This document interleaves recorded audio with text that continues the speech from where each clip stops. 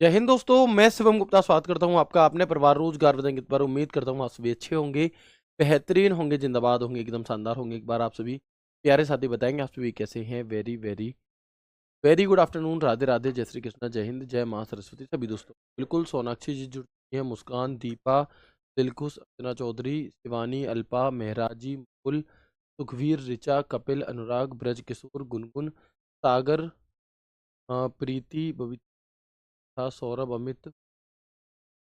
बताएंगे बच्चे आप सभी कैसे हैं। क्या मेरी वॉइस और वीडियो आप सभी तक प्रॉपर तरह से पहुंच पा रही है या नहीं, सभी दोस्त कंफर्म करेंगे। निवा, रेखा, महेश, तुषार, विजय, नूरुद्दीन, बिल्कुल, आरती चौधरी, प्रियंका, सुनीता, मीनाक्षी। शुरू करते हैं बच्चे हम अपनी क्लास को। आज का जो हमारा टॉपिक रहने वाला है वो है मिसलीनियस, यानी कि अगर मैं बात करूं तो हम आज की क्लास में कई सारे अदर इंपॉर्टेंट टॉपिक्स की बात करने वाले हैं, जहां से सवाल आने की संभावना तो बच्चे देखो मेरे भाई 1 से 2% ही है। लेकिन अगर 1-2% भी यहाँ से सवाल आया तो आप इसे बड़ी ही आसानी से बना लेंगे। कुछ चीज़ें इंपॉर्टेंट भी हैं, सभी चीज़ों पर बात करेंगे बिल्कुल। तो बताएंगे आप एक बार आप सभी क्या मेरी वॉइस और वीडियो आप सभी तक पहुंच रही है या नहीं।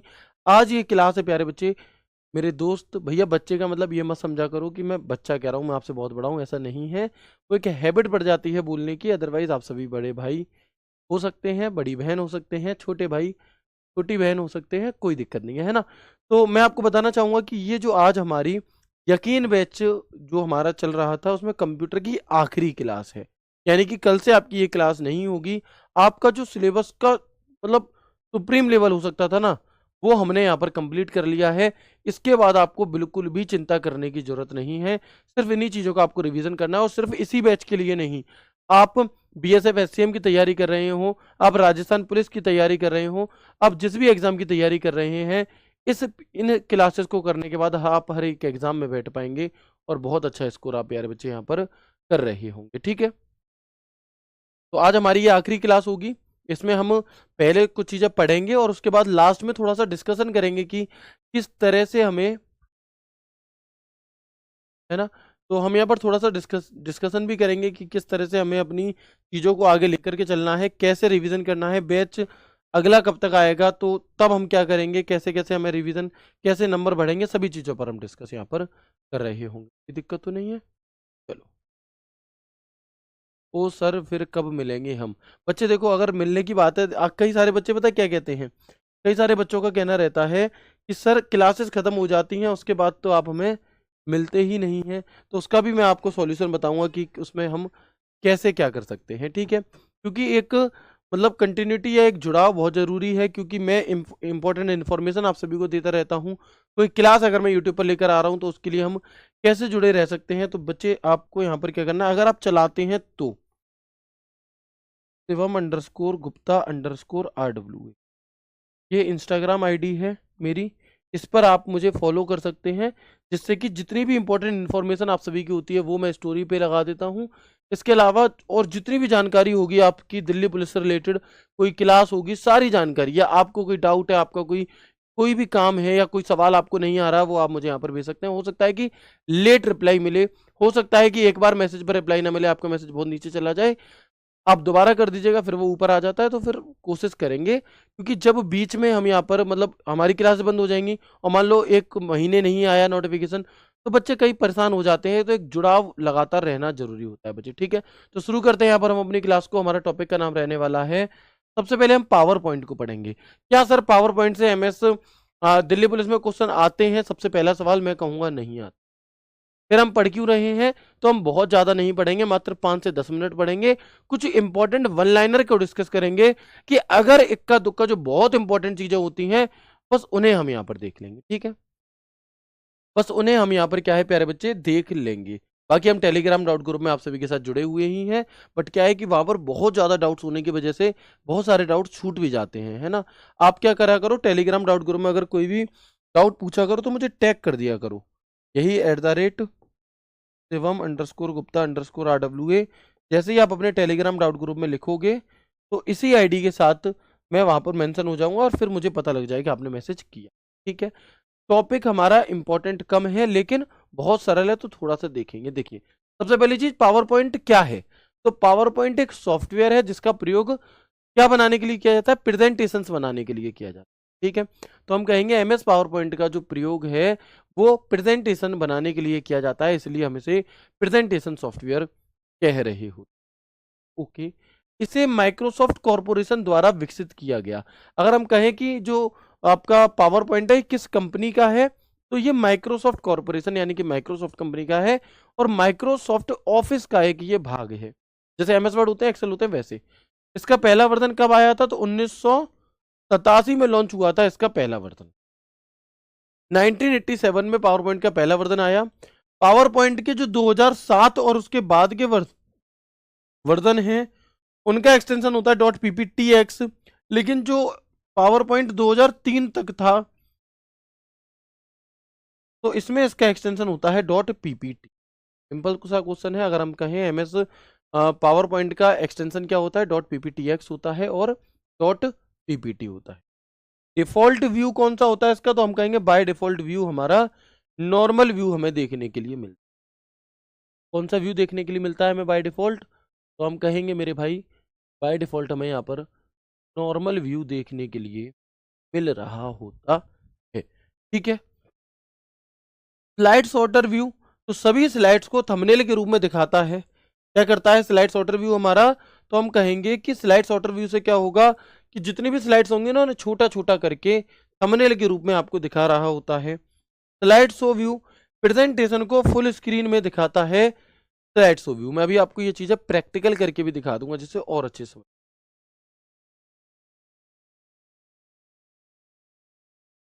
है ना। ओके।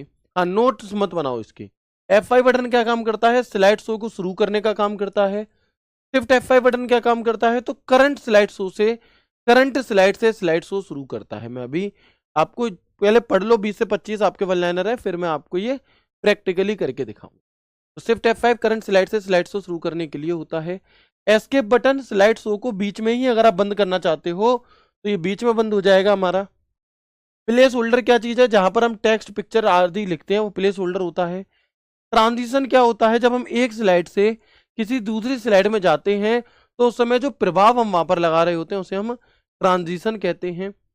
एनिमेशन क्या चीज है भैया? तो स्लाइड के कंटेंट पर लागू किए जाने वाला प्रभाव।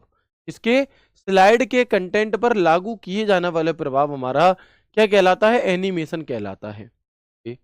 नोट्स पेन क्या चीज है? स्पीकर के लिए नोट्स लिखने की जगह जैसे मास्टर स्लाइड क्या है? सभी स्लाइड पर समान डिजाइन फॉर्मेट लागू करने के लिए हम इसका प्रयोग करते हैं। थीम प्री डिजाइन लेआउट को कलर स्टाइल वगैरह देने के लिए। सेक्शन फीचर बड़ी प्रेजेंटेशन को लॉजिकल भागों में बांटने के लिए। एक होता है action button hyperlink slide navigation और मल्टीमीडिया चलाने के लिए।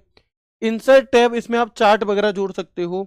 हैंडआउट मास्टर ऑडियंस के लिए प्रिंट आउट फॉर्मेट सेट करने के लिए। हेडर फूटर स्लाइड पर date time and slide number डालने के लिए। रिहर्स टाइमिंग स्लाइड शो की टाइमिंग सेट करने के लिए। स्लाइड मास्टर लेआउट कंट्रोल और ब्रांडिंग के लिए। स्मार्ट आर्ट किस लिए है? डायग्राम प्रोसेस रिप्रेजेंटेशन के लिए। और डिफॉल्ट स्लाइड ओरिएंटेशन लैंडस्केप होता है। मुझे पता है अभी आपको कुछ कम चीजें समझ में आई होंगी, कोई भी दिक्कत वाली बात नहीं है। एक बार यहाँ पर देखेंगे, ये है हमारा पावर पॉइंट सबसे पहली चीज। अब हम एक बार इसे प्रैक्टिकली चला करके देखते हैं। ये है हमारा पावर पॉइंट एक। ठीक है, यहाँ पर हमने क्या किया, कुछ शॉर्टकट कीज भी मैं यहाँ पर लिख दूं आपके लिए पावर पॉइंट से रिलेटेड।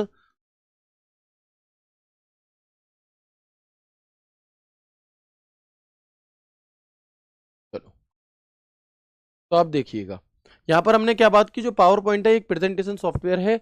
इसमें हम कोई भी थीम वगैरह यहाँ पर देखो ऐसे डिजाइन दे सकते हैं ऐसे। ठीक है, हमने कोई भी चित्र वगैरह यहाँ पर ये बना ली चीजें इस तरीके से। ट्रांजिशन क्या है समझना। ट्रांजिशन एक स्लाइड से जब हम दूसरी स्लाइड पर जा रहे होते हैं तो किस प्रकार से ट्रांजिशन हो, ये हमारा किस तरह से ये हमें दिखाई दे, ये हमारा ट्रांजिशन है। मान लो इस पे हमने ये लगा दिया और इस वाले पे हमने ये लगा दिया, या फिर इसकी जगह हम कुछ भी लगा सकते हैं, ये वाला लगा सकते हैं। तो ये हमारा ट्रांजिशन होता है बच्चे। क्या होता है? एक एक स्लाइड से जब हम दूसरी स्लाइड पर जा रहे होते हैं तो उसे हम ट्रांजिशन कहते हैं। ठीक है जी, ओके। अब एनिमेशन क्या चीज है? तो देखना जैसे स्लाइड शो क्या था, मैंने बताया ना स्लाइड शो, F5 जिसकी शॉर्टकट की है।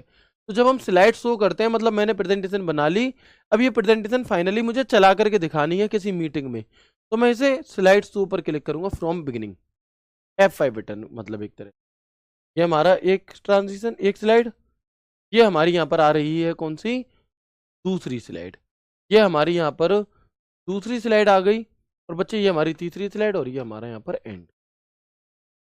ठीक है, ये हमारा यहाँ पर क्या हो जाएगा, एंड हो जाता। तो ट्रांजिशन क्या है, एक स्लाइड से जब हम दूसरी स्लाइड पर जा रहे होते हैं वो। एनिमेशन क्या चीज है, तो स्लाइड के ऊपर जो भी ऑब्जेक्ट आपने कर रखा है उसके लिए होता है हमारा कौन सा, एनिमेशन। स्लाइड तो पूरा पेज हो गया, एनिमेशन क्या है हमारी, एनिमेशन है जो यहाँ पर हमने कोई ऑब्जेक्ट, कोई आकृति या कोई पिक्चर जो भी कुछ हमने ले रखा है वो, ये हमारा यहाँ पर क्या हो जाता है।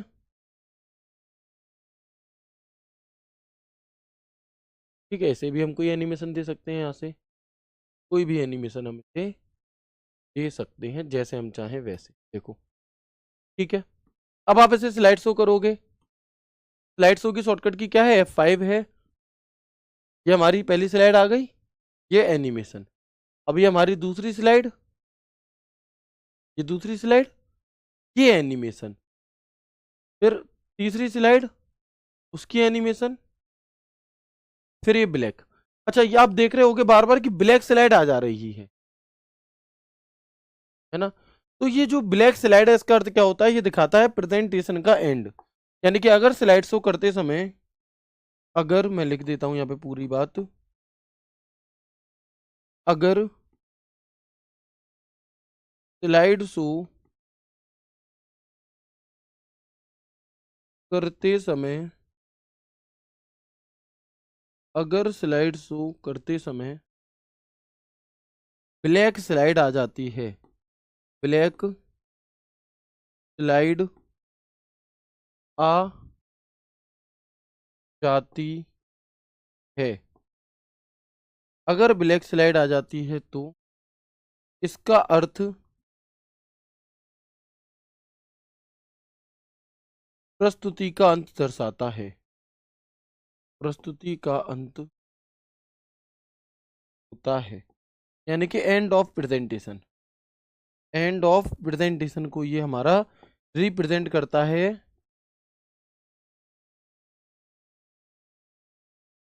एंड ऑफ प्रेजेंटेशन हम इसे यहाँ पर कह रहे हो। ठीक है दोस्त, तो बात क्लियर है। कंट्रोल एम शॉर्टकट की किस लिए होती है, तो नई स्लाइड अगर हमें इंसर्ट करनी है उसके लिए हमारी यहाँ पर शॉर्टकट की होती है कंट्रोल एम। ठीक है बच्चे, अब एक बार दोबारा देख लो। 1987 में लॉन्च हुआ, प्रेजेंटेशन बनाने के काम में आता है, ये इसका एक्सटेंशन नेम है। बाय डिफॉल्ट नॉर्मल व्यू होता है। स्लाइड सॉर्टर व्यू क्या है, देखो अभी हमारे पास यहाँ पर 3 स्लाइडें हैं ऐसे, मैं ऐसे स्लाइड सॉर्टर व्यू में देखना चाहता हूं, मैं स्लाइड सॉर्टर करूंगा तो ये ऐसे दिखने लगेंगी, और मैं इसे एक से उठाकर, यहां से उठाकर, माउस से, अभी माउस नहीं है तो मैं इसे यहां से उठा के इसकी लोकेशन चेंज कर सकता हूं। ये हमारा स्लाइड सॉर्टर व्यू होता है। ठीक है जी, स्लाइड सॉर्टर व्यू समझ में आ गया। स्लाइड शो व्यू क्या था, स्लाइड शो व्यू का अर्थ था स्लाइड शो करके दिखाना। ये हमारा स्लाइड शो है, ये क्या है हमारा, ये हमारा स्लाइड शो यहाँ पर हो जाता है। ठीक है, इसके अलावा हम आगे बढ़ते हैं। F5 बटन से, F5 बटन से क्या होगा, मान लो 10 स्लाइडें थी, मान लो 10 स्लाइडें थी टोटल, आपने क्या किया कि स्लाइड शो करा, F5 बटन दबाया, तो आप कोई सी भी स्लाइड पर मौजूद हो, छठी, 7वीं, 8वीं, 9वीं, 10वीं, किसी पर भी, पहली स्लाइड से ही स्लाइड शो शुरू होगा। 1 2 3 4 5 6 7 8 9 10। लेकिन अगर आप चाहते हो कि जिस पर मैं मौजूद हूं, मान लो मैं 8वीं स्लाइड पर मौजूद हूं या मैं छठी स्लाइड पर मौजूद हूं, और इसी स्लाइड से स्लाइड शो शुरू हो, इससे पहले वाली ना दिखाई दे, तो हम शिफ्ट F5 बटन का प्रयोग करते हैं, slide show from current slide, और ये होता है slide show from beginning.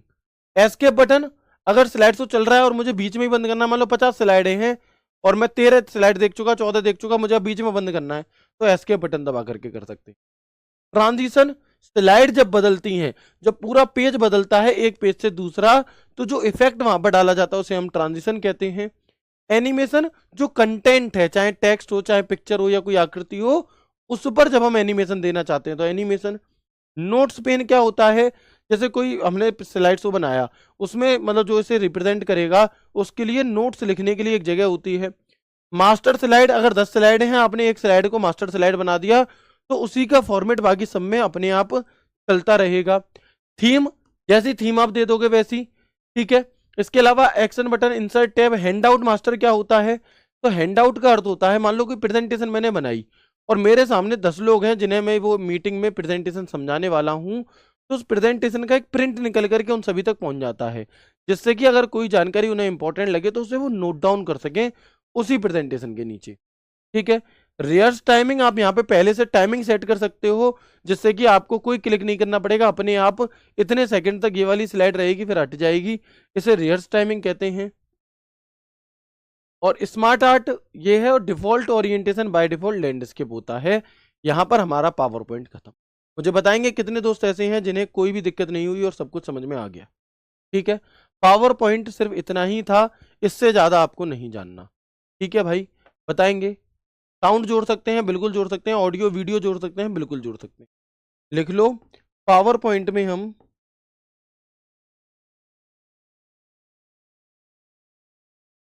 Sound, audio, video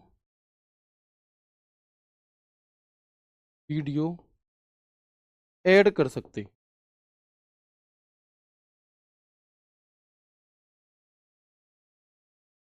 add कर सकते हैं। भाई मुझे बता सकते हो कि क्या नहीं आया, है ना। हजारों कमेंट में से बस एक कमेंट ऐसा आया है कि सर मुझे समझ नहीं आया। बच्चे क्या नहीं आया, देखो अगर आप अभी जुड़े हो 2 या 3 या 4 या 5 मिनट पहले, तो नहीं आएगा, आपकी जगह कोई भी आएगा कि नहीं आएगा उसे। अगर आप शुरू से लेकर अब तक जुड़े हो फिर भी नहीं आया, तो मुझे बताओ क्या नहीं है, ठीक है। चलो, तो मुझे बताएंगे, ये बात आप सभी को क्लियर हो गई। पावर पॉइंट इतनी सी ही जानकारी लेनी है, इससे ज्यादा हमें बिल्कुल भी नहीं लेनी। ये भी हम एक्स्ट्रा में ही चीजें पढ़ रहे हैं, एक्स्ट्रा में हम जानकारी ले रहे हैं, जिससे कि हमारा 1% भी कोई भी दिक्कत ना आए, ठीक है। चलो आगे, कई बार ऐसा होता है कि एक सवाल पोर्ट नंबर से रिलेटेड पूछ लिया जाता है, जिससे पोर्ट नंबर से रिलेटेड एक सवाल आपसे पूछ लिया जाता है। तो कैसे पूछा जाता है, इसका पूरा कॉन्सेप्ट आप मत समझो, सिर्फ कौन कौन से पोर्ट नंबर बहुत इंपॉर्टेंट हैं उन पोर्ट नंबर को आप याद कर लो। फिर भी मैं एक बार बता देता हूं, देखो जैसे आपको पता है कि प्रत्येक प्रत्येक कंप्यूटर जो इंटरनेट से जुड़ा है उसका एक पता होता है, जिसे हम आईपी एड्रेस कहते हैं। प्रत्येक कंप्यूटर, है ना, प्रत्येक जो कंप्यूटर है हमारा, वो जो इंटरनेट से जुड़ा है उसका अपना एक आईपी एड्रेस होता है, ठीक है। तो आईपी एड्रेस का मतलब हम ऐसे समझ सकते हैं कि घर, घर का नंबर, या मैं कहूँ मकान नंबर, ठीक है। कि ये तो आपके कंप्यूटर का नंबर हो गया, मकान नंबर। लेकिन जो पोर्ट नंबर है ये क्या काम करता है, ये बिल्कुल एग्जैक्ट जैसा डेटा भेजना है उस तरीके का काम करता है, इसे हम कह सकते हैं कमरा नंबर। नहीं आई होगी बात समझ में, कोई दिक्कत नहीं है, परेशान मत हो। सिर्फ आपको कुछ पोर्ट नंबर याद रखने हैं जो मोस्ट इंपॉर्टेंट है, ठीक है। तो आप देखेंगे कि एफटीपी का जो पोर्ट नंबर है, फाइल ट्रांसफर प्रोटोकॉल के जो 2 पोर्ट नंबर होते हैं, एक तो होता है कंट्रोल चैनल का, एक होता है एफटीपी डेटा चैनल का। कंट्रोल चैनल का पोर्ट नंबर का 21 होता है, 20 होता है, इंपॉर्टेंट नहीं है।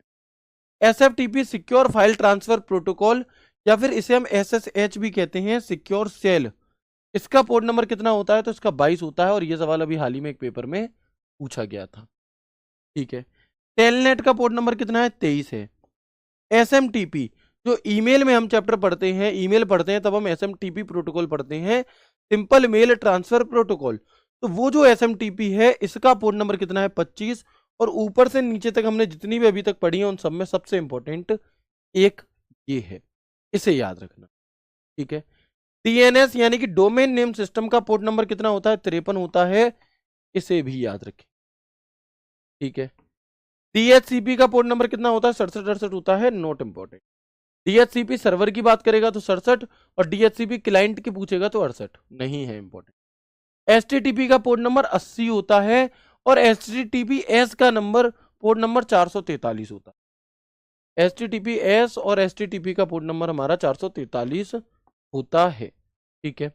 इसके बाद पीओपी 3 का पोर्ट नंबर कितना है, post office protocol version 3 110, IMAP का पोर्ट नंबर क्या है? इंटरनेट मैसेज एक्सेस प्रोटोकॉल 143, और ये दोनों भी इंपॉर्टेंट हैं। IRC का port number 194, not important. SNMP simple network management protocol 161, ये भी इंपॉर्टेंट हमारा नहीं है। बस तो कितने इंपॉर्टेंट बताए? SMTP, DNS, STTP, STTPS, POP, IMAP simple. बस ये 4-5 नाम आपको याद रखने हैं, इसके अलावा कुछ भी नहीं है ना। बस ये 4-5 नाम आपको यहाँ पर याद रखने हैं। अगर मैं दोबारा लिख दूं तो आप देखेंगे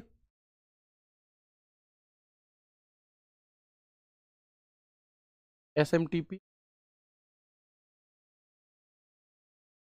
25, DNS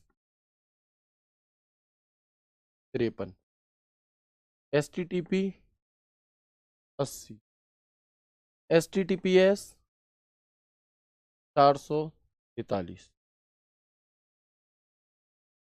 IMAP POP3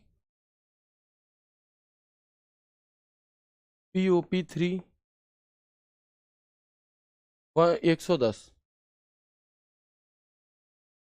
ठीक है। IMAP 143, बता कोई सा रह गया क्या? 110, 143, 443, 80, 25, 53 सिंपल। बस इतने 4-5 पोर्ट नंबर आपको याद रखने हैं, ये इंपॉर्टेंट है। इसके अलावा बहुत ही रियर चांसेस है कि तुमसे कुछ पूछे, तो कर लेंगे यस और नो करके बता दो, खत्म। तो ये मिसलीनियस, ये ऐसी चीज है देखो करने में 5 मिनट लगे और तुम्हें इस 5 मिनट में कुछ भी नहीं घिस गया तुम्हारा। लेकिन अगर 1% सवाल आ गया मेरे भाई, तो आप वो बच्चे होंगे जो लाखों में से सिर्फ आप कुछ ही बच्चे इन्हें कर रहे हो। ठीक है, तो बताएंगे बात क्लियर है यहाँ तक की?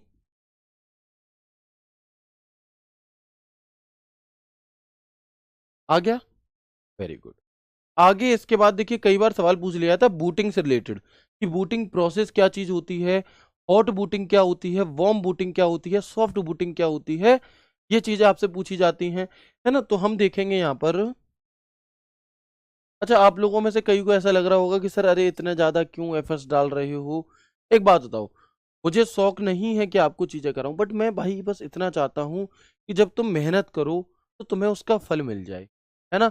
तुम्हारी मेहनत में कोई कमी नहीं रहनी चाहिए कि इतनी सी मेहनत में कमी की वजह से तुम्हारा सिलेक्शन रुक, क्योंकि तुम्हारे सिलेक्शन का इंतजार सिर्फ तुम्हें नहीं है, तुम्हारे सिलेक्शन का इंतजार उन सब आंखों को है जिन्होंने तुम्हारे लिए सपना देख रखा है। वो तुम्हारे मम्मी, तुम्हारे पापा, तुम्हारा भैया, तुम्हारी दीदी, तुम्हारी ए, भाभी, जो भी XYZ घर पे फैमिली है, उन सबका सपना है वो, है ना। और जिसके साथ तुमने सपने देखे हैं उनका भी सपना है वो। तो बच्चे, और मेहनत तुम्हें अकेले को करनी है। तो जब इतनी सारी चीजें जुड़ी होती है ना, मेहनत में बिल्कुल भी क्या नहीं करते, ऐसे लापरवाही नहीं करते, अपनी तरफ से 100% दो। होगा, बहुत अच्छी बात है। नहीं भी होगा तो इससे किसी दूसरे में होगा, लेकिन हिम्मत नहीं हारनी है। मेहनत और पढ़ाई कभी भी वापस नहीं जाती। जितना भी समय तुम अपने पेपर को देते हो, अपनी पढ़ाई को देते हो, जितना भी समय, यकीन मानिए सूद समेत तुम्हें एक एक सेकंड का कर्ज अदा करती है ये प्रकृति। ठीक है ना। चलो, ठीक है बच्चे। तो हम ये क्या, अब हम यहाँ पर बात करते हैं बूटिंग। तो प्रयास में कमी नहीं होनी चाहिए। तुम पेपर दे करके निकलो तो तुम्हारे तुम्हारे दिल से सिर्फ एक चीज निकले कि मैंने अपना 100% दे दिया। फिर भी नहीं हो रहा है अगर, तो कोई दिक्कत नहीं है। देखो सबका तो नहीं होगा, ये बात आप सभी जानते हैं, कड़वा है, मैं डिमोटिवेट नहीं कर रहा, बट लाखों बच्चे पेपर देंगे, उसमें से हजारों का ही होगा, है ना। तो कोई दिक्कत नहीं, आप अपना 100% देना, क्योंकि जो बच्चे पॉइंटों से रहते हैं ना, वो सिर्फ रहते ही हैं। जो बच्चे दिल्ली पुलिस 2023 में रह गए थे, सबके सब, मैं कह रहा हूँ लगभग 80 से 85% बच्चे यूपी पुलिस में ट्रेनिंग कर रहे हैं प्रेजेंट। तो पढ़ाई कभी बेकार नहीं जाती, एक कॉन्फिडेंस बिल्डअप होता है, काफी सारी चीज मेहनत आपको कर। आगे बढ़ते हैं, बूटिंग। बूटिंग प्रोसेस क्या होती है, तो सबसे पहले जानते हैं बूटिंग होता क्या है। बूटिंग वह प्रक्रिया है जिसमें कंप्यूटर को चालू करते समय ऑपरेटिंग सिस्टम लोड किया जाता है। आप लोगों ने देखा होगा, आप लोगों ने देखा होगा प्यारे बच्चे, कि जैसे आप अगर अपने कंप्यूटर को चालू कर रहे हो, है ना, आप अपने कंप्यूटर को स्टार्ट कर रहे हैं, तो जैसे ही हमने पावर वगैरह ऑन किया, CPU का बटन दबाया, तो हमारे कंप्यूटर के जितने भी डिवाइसेस जुड़ी हुई हैं, है ना, जैसे कीबोर्ड हो गया, माउस हो गया हमारा, या फिर मॉनिटर हो गया, उन सभी में एक लाइट पहुंचती है। ठीक है, क्या होती है, एक लाइट पहुंच रही होती है हमारी। तो वो लाइट एकदम से कैसे पहुंचती है,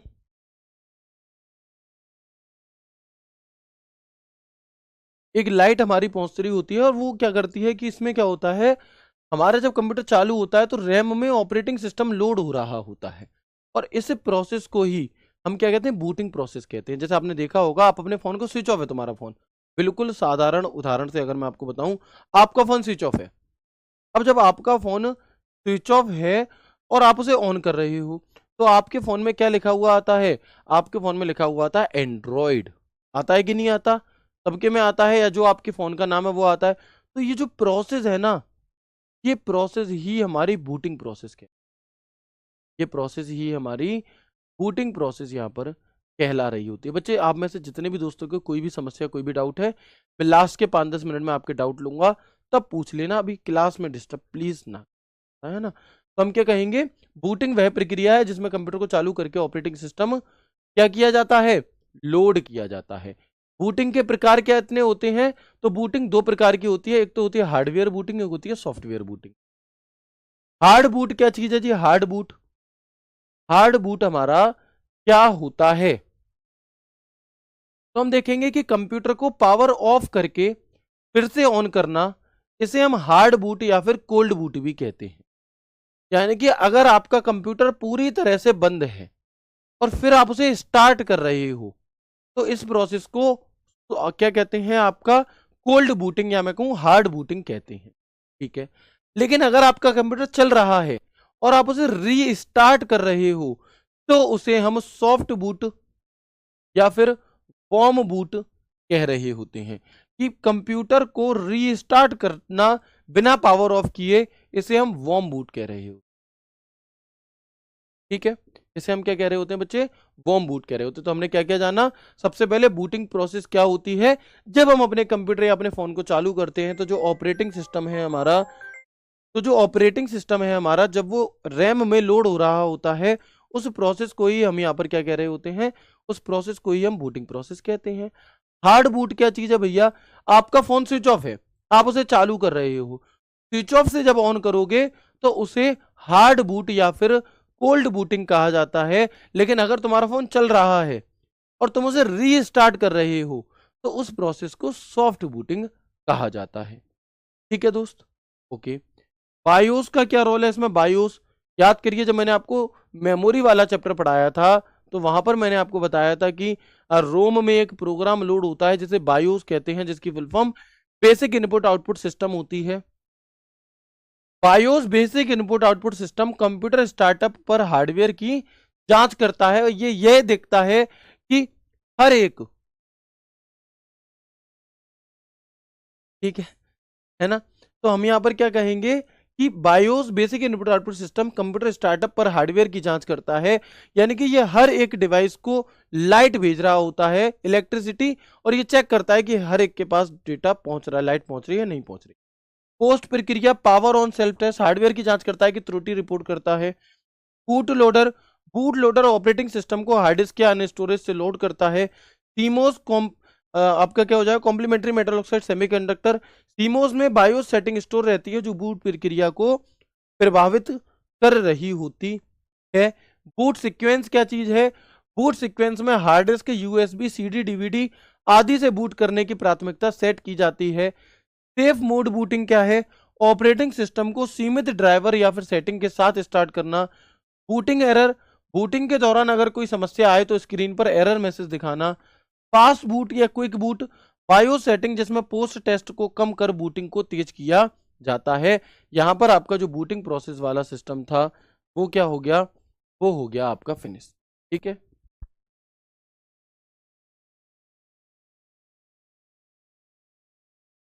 तो हमारा यहाँ पर जो बूटिंग प्रोसेस था ये भी कंप्लीट हो गया। एक बार मैं फिर से रिवाइज करा के आपको क्लास में ही याद करा देता हूँ।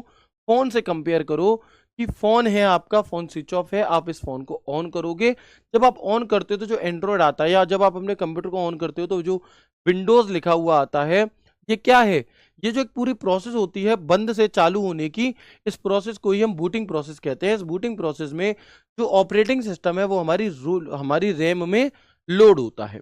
अब एक होता है हमारा हार्ड बूट। हार्ड बूट यानी कि कंप्यूटर या फोन पूरी तरह से बंद था और उसे दोबारा से चालू किया जा रहा है, तो वो हमारा हार्ड बूट कहलाता है। इसी को हम क्या कहते हैं, वो आपका वार्म बूट भी कह रहे होते, कोल्ड बूट कह रहे होते हैं। इसके बाद सॉफ्ट बूट, आपका फोन स्विच ऑफ हो चुका है और आप सॉरी आपका फोन चल रहा है और आप उसे रीस्टार्ट कर रहे हो, तो वो हमारा सॉफ्ट बूट या फिर वार्म बूट कहलाता है। बायोस बता दिया, बूट लोडर, बस इतनी सी जानकारी आपको लेनी। इसके बाद दो टॉपिक खत्म हो गए जी, ठीक है। इसके बाद हम आगे बढ़ेंगे। नोट्स नहीं बनाने, मत बनाओ नोट्स, बस देख लो, ठीक है। कंप्रेशन टूल, इसके बाद हम यहां पर बात करते हैं किसकी, कंप्रेशन टूल की। कंप्रेशन टूल क्या चीज होता है भैया, तो जैसे आप लोगों ने देखा होगा कि जैसे जब हम अपनी मैराथन लेते हैं, तो मैराथन की जो बोर्ड पीडीएफ है ना, वो एक एक जीबी की क्या होती है, डाउनलोड होती है, 1 GB की। अब सोचो 1 GB की वो पीडीएफ सेव हुई, अब उसे हम आपको भेजेंगे, तो भाई एप्लीकेशन पे ऐसे तो बहुत ज्यादा लोड हो जाएगा। आप डाउनलोड करोगे, आपको डाउनलोड करने के लिए 1 GB डेटा चाहिए, तो हम क्या करते हैं कि उस पीडीएफ को कंप्रेस कर देते हैं। क्या कर देते हैं, कंप्रेस। कंप्रेस करने से क्या होता है, बच्चे अगर नोट्स बनाए हैं तो बहुत अच्छी बात, नहीं बना रहे हो अपने मन पर, ये चीजें नहीं पूछी जाती, थोड़े से समझदार बनो। मैंने एक शॉर्ट्स बनाया कि प्यारे बच्चों, जिन बच्चों ने ओटीआर नहीं किया है वो कर लें, और जिन्होंने कर लिया है वो चेक कर लें करेक्शन वगैरह तो नहीं है, अगर हो तो करेक्शन कर लें, नहीं है तो कोई बात नहीं। सब कुछ बता दिया मैंने। उसके बाद भी आता है, सर मैंने कभी कोई पेपर नहीं दिया, मैं दिल्ली पुलिस का पेपर दूंगी, क्या मुझे ओटीआर करना चाहिए?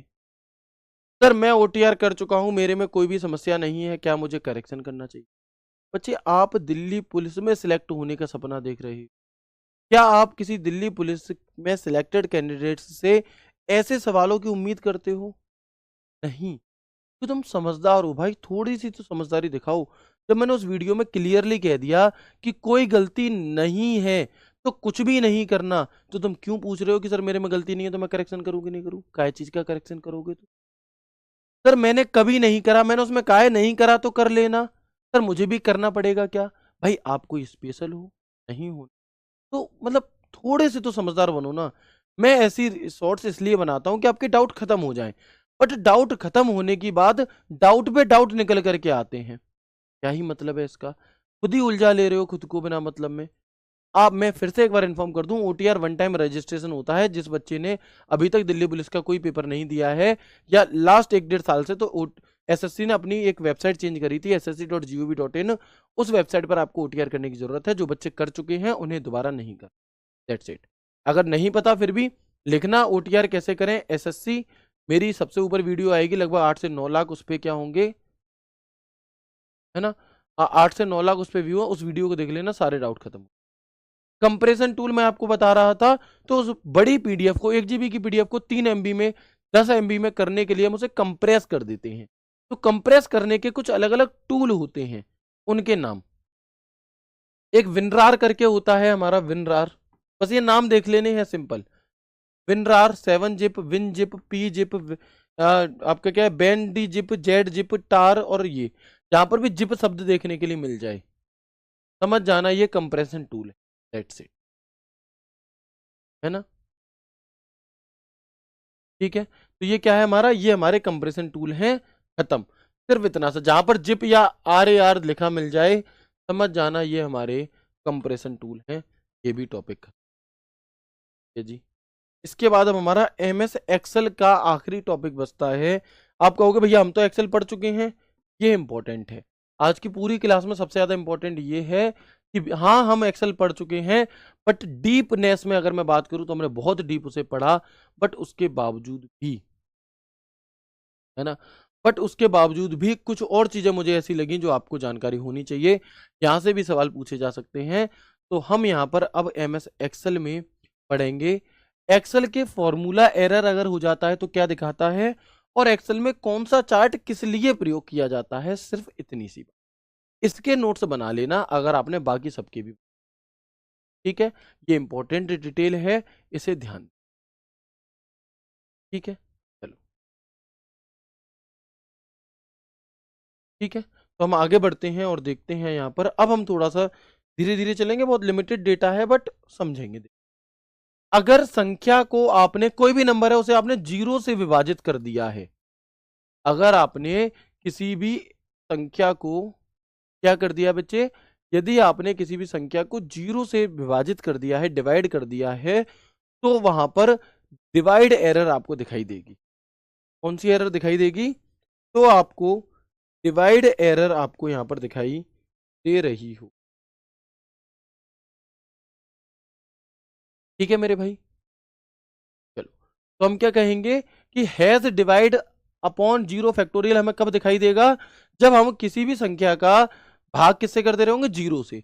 अच्छा, 0 का मतलब ये नहीं कि 0 लिखा ही हो, कोई एक ऐसी सेल जिसमें कुछ भी नहीं लिखा और तुमने उसका सेल रेफरेंस दे दिया तो भी वो 0 ही होता है। अगर किसी सेल में कुछ भी नहीं लिखा, वो खाली है, ठीक है। मान लो 2 सेल हैं ऐसे करके AB1, यहां लिखा है 5, यहां कुछ नहीं लिखा, मैंने करा formula equal to A1 divide by B1, तो इसका आंसर क्या आएगा? 0। ये वाला हमारा आ जाएगा डिवाइड, क्योंकि हमने B1 से भाग दे दिया जबकि B1 में कुछ नहीं लिखा था, अर्थात 0 थी। ठीक है, ओके। इसके अलावा नॉट अवेलेबल, ये कब आता है? जब कोई मैच नहीं मिल पाता तब नॉट अवेलेबल आता है। वैल्यू गलत डेटा प्रकार, कोई फॉर्मूला था जिसमें तुम्हें टेक्स्ट फिल करना चाहिए लेकिन तुमने वहां पर नंबरिंग फिल कर दी, नंबर दे दिए मान लो, या फिर नंबर करना था, जैसे ये फॉर्मूला है हमारा equal to A square root. अब यहां पर हमें पता है कि 196 का आंसर 14 आ जाएगा, लेकिन अगर मैं ऐसा कर दूं कि भाई इसमें लिख दूं ABC, अब इसका आंसर क्या आएगा? तो इसका आंसर आ ही नहीं पाएगा, क्योंकि वैल्यू, सर ये तो करा रखा है आपने, बहुत अच्छी बात है, इसके आगे जो चीज बताऊंगा वो नहीं हुई। तो यहां पर क्या हो जाएगा? हमारा वैल्यू गलत है, इस वजह से ये एरर वैल्यू दिखाएगा कि वैल्यू सही करो अपनी। रेफरेंस, अवैध सेल रेफरेंस, तुम कोई ऐसी सेल रेफरेंस दे रहे हो जो हमारी है ही नहीं, या जिसमें डेटा नहीं है काम का, तो या कोई सेल रेफरेंस आपने डिलीट कर दी, आपने फॉर्मूला लगाया था लेकिन फिर डिलीट कर दी वो सेल, तो हैज रेफरेंस आने लगता है।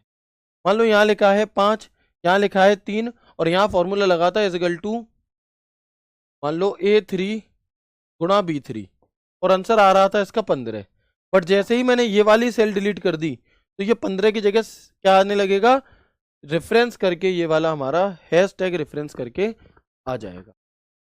ठीक है सर, ये आप करवा चुके हो पहले, ओके भाई, मैं भूल रहा था थोड़ा सा, मैं नहीं चाहता था कि आपके लिए कुछ भी रह जाए, तो मैं इसमें भी ले आया, कोई बात नहीं, रिवीजन कर लेंगे।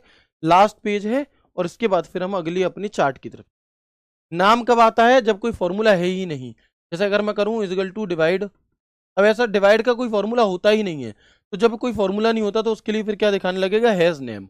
नंबर कब आएगा? गणतीय गणना में कोई त्रुटि है तो। नल गलत रेंज ऑपरेटर के लिए ये है।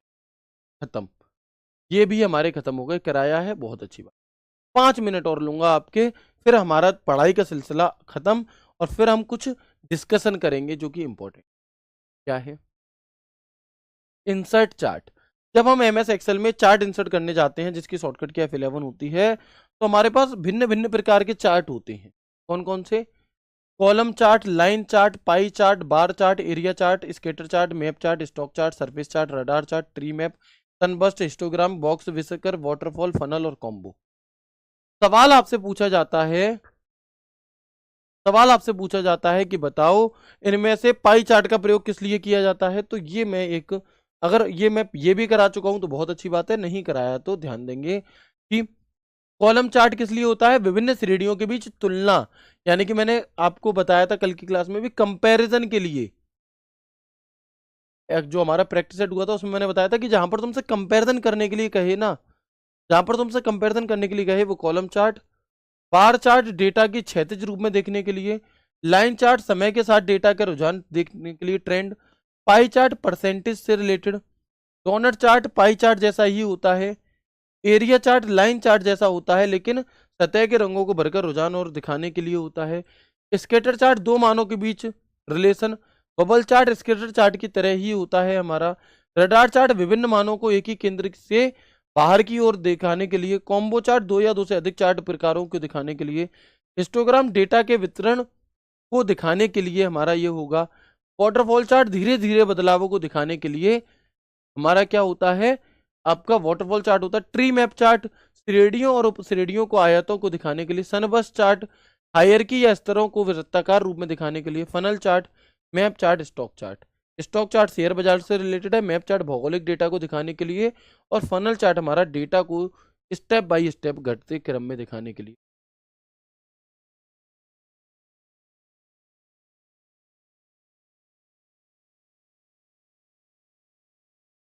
ठीक है, चलो। तो यहाँ पर हमारा जो सिलेबस है मेरे भाई वो हो जाता है कंप्लीट, लेकिन अभी आपको जाना नहीं। सिलेबस हो जाता है हमारा यहाँ पर कंप्लीट, लेकिन अभी आपको जाना नहीं। अब एक चीज सोचो, हमने कितनी क्लासेस की, मतलब जो हमने दोबारा से चालू करा, आई थिंक 3 + 2 और मान लो और एक ही, आई थिंक मैक्सिमम से मैक्सिमम 10 क्लासेस हमने दोबारा करी। लेकिन ये 10 क्लासेस करने के बाद आपके अंदर एक अलग कॉन्फिडेंस आया होगा, क्योंकि आपने औरों से कुछ ज़्यादा पढ़ा है ना सर? आपने ये भी करा रखा है, वेरी गुड, बहुत अच्छी बात है बच्चे, कोई बात नहीं। बट आप एक पेशेंस की लेवल देखना, बच्चे क्या करते हैं कि हमारा सिलेक्शन नहीं हो रहा, कारण समझना उसका। जब पहली क्लास थी, मतलब अभी जो हमने दोबारा शुरू करी थी उसकी, अगर मान लो 100% बच्चे क्लास देखने आए थे उस दिन, तो अभी वर्तमान में मात्र और मात्र अगर मैं कहूँ तो 15% बच्चे ही इस क्लास को कर रहे हैं, इतने वर्तमान में। तो सोचो सिलेक्शन इनका होगा या इनका होगा, ये खुद में सोचने वाली बात है वो। तो बच्चे आपको लगातार मेहनत कर, सर आपकी बहुत याद आएगी मिस, भैया मुझे भी आएगी। और ऐसा नहीं है कि इन बीच में जब हमारे प्रैक्टिस भी नहीं हो रहे, ये नहीं आई, बहुत आती है। और इसे देखो, एक होता है, क्या होता है, जब हम एक बहुत लंबे समय तक चीजें पढ़ते हैं ना साथ में, तो टीचर और वो वाला बॉन्ड तो होता ही है, एक और रिश्ता बन जाता है, एक मतलब एक अलग सा लगाव सा हो जाता है आप सभी से, है ना? तो उसके लिए फिर एक जुड़ने का रास्ता मैंने आपको बता रखा है, उस वहां पर आप मेरे साथ जुड़ सकते हैं। आपकी शादी कब हो रही है? तो मैं दिल्ली पुलिस में सिलेक्ट कराने के बाद। अब हम यहाँ पर थोड़ा सा डिस्कशन कर लेते हैं आपकी आपकी तैयारी को लेकर, है ना? बिल्कुल, आपकी तैयारी को लेकर के थोड़ा सा डिस्कशन कर लेते हैं। जो मेरी एडवाइस है आप सभी के लिए, कि आपको डिस्ट्रैक्शन से बचना है। भैया डिस्ट्रैक्शन किस प्रकार की है? डिस्ट्रैक्शंस देखो, एक तो इस प्रकार की कि तुम्हें किसी की भी वीडियो देख करके मोटिवेट नहीं होना है बहुत ज्यादा, किसी के भी हिसाब से तुम्हें स्ट्रेटजी नहीं बना लेनी है। बहुत इंपॉर्टेंट बात है, डिस्कस करने वाला हूँ, 5 मिनट। मैं देख रहा हूँ इंस्टाग्राम पर होता है कि किसी ने बता दिया ये वाले टॉपिक पढ़ लो, पूरे में से पूरा सिलेक्शन हो जाएगा, ये कर लो मेरी गारंटी। यूट्यूब पर सीरीजें चल रही हैं, आज तुम्हें इतने से इतना पढ़ना है, किसी भी चक्कर में मत। खुद से खुद का टारगेट बनाओ और उस टारगेट को पूरा करो, अपने अकॉर्डिंग अपनी स्ट्रेटजी बनाओ। किसी की भी दूसरे की स्ट्रेटजी आपको फॉलो नहीं कर। मेरी क्षमता कुछ और है, मैं जाता हूँ जिम में, मैं उठाता हूँ भाई 20 किलो का डंबल, तुम 5 किलो की क्षमता, तो तुम 5 किलो उठाओगे कि 20 किलो उठाओगे? तो तुम्हें किसी दूसरे के हिसाब से नहीं करना, अपने अकॉर्डिंग। दूसरा, कोई भी अगर ऐसा है जो तुम्हारा दोस्त है, जो बार बार आ जाता है घर पे, चल ले घूमने चल रहे हैं, चल ये काम करने चल रहे हैं, भाई से हाथ जोड़ लो, तेरे हाथ जोड़ू, प्लीज दूर रहे, है ना? या कोई सहेली है तुम्हारी जो कह रही है कि मुझे बहुत ज्यादा टाइम दो, तो भैया कि बहन, बहन तो नहीं कहोगे तुम, कि सहेली जी आप प्लीज मुझे पढ़ लेने दीजिए, क्योंकि अगर सिलेक्शन नहीं हुआ तो दिक्कतें होने लगी, है ना? अगर नहीं हुआ सिलेक्शन तो आपके घर वाले भी नहीं मान पाएंगे, मेरे घर वाले भी नहीं मान पाएंगे, और इससे समस्याएं हम दोनों के लिए ही होंगी। जब परिवार मान जाता है तो बात एक अलग ही लेवल की होती है ना? तो उसके लिए मेहनत करनी पड़ेगी, उसके लिए समझ होना जरूरी है। फिर भी सामने वाला नहीं समझ रहा, तो भैया तुम्हारी हमारी राम राम, जाओ, लेकिन यहाँ पे डिस्टर्ब मत करो। ठीक है, तो डिस्ट्रैक्शन से आपको बचना है, सबसे जरूरी चीज है, क्योंकि ये जो लास्ट के 3-4 महीने चल रहे हैं, ये बहुत ज्यादा जरूरी है मेरे भाई।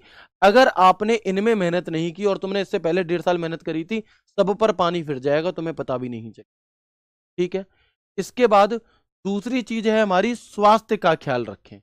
अगर तुम्हारा कोई अपना होगा तो अपने आप ही तुम्हें समझेगा, वो खुद कहेगा कि पढ़ लो पढ़ लो पढ़ लो, तुम्हें पुश करेगा।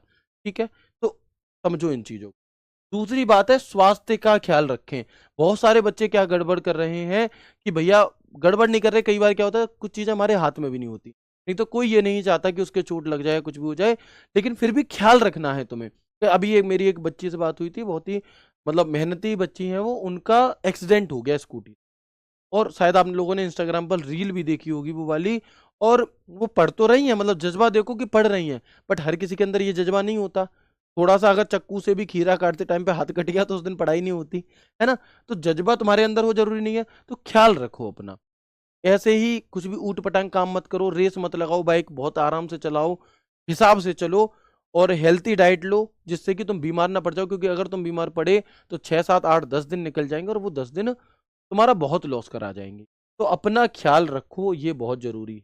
भले ही आधे घंटे कम पढ़ो लेकिन ख्याल रखो खुद का, ठीक है। ओके।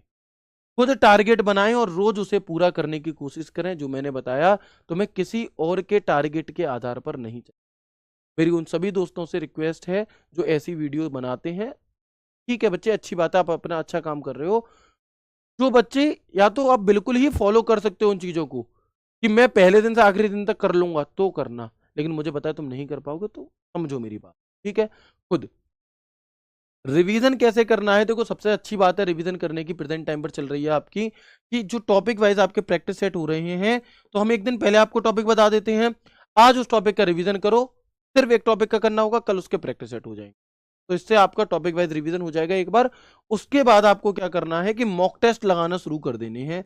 अगर आपका सिलेबस 60% तक हो गया है तो मॉक टेस्ट लगाना शुरू कर दो, और मॉक टेस्ट करके उसका एनालिसिस करो। उस एनालिसिस के आधार पर आपको क्या करना है, अपना रिवीजन करना है, ठीक है। स्कोर कैसे बढ़ाएं, यही मिनी मॉक टेस्ट लगाएं, और जितने ज्यादा आप लोग मॉक टेस्ट लगाएंगे उतना ज्यादा आपका क्या होगा, टाइम मैनेज हो जाएगा बच्चे, ठीक है। तो ये कुछ इंपॉर्टेंट इन्फॉर्मेशन थी जो आपको देनी थी। उम्मीद करता हूँ ये सभी चीजें आपके लिए बहुत हेल्पफुल रहेंगी। आज की क्लास यहीं तक है, मिलते हैं आपसे प्रैक्टिस सेट में, हमारी लगातार मुलाकात होती रहेगी। कोई डाउट वगैरह हो तो आप मुझे मैसेज कर सकते हैं, मैंने बताया हुआ है आपको। ख्याल रखिए अपना। और अब हमारी कल से एप्लीकेशन पर जो 1 बजे क्लास होती थी, अब ये नहीं होगी, है ना। मिलते हैं आपसे कल की क्लास में एक नए एक शानदार सेशन के साथ। तब तक के लिए राधे राधे, जय श्री कृष्ण।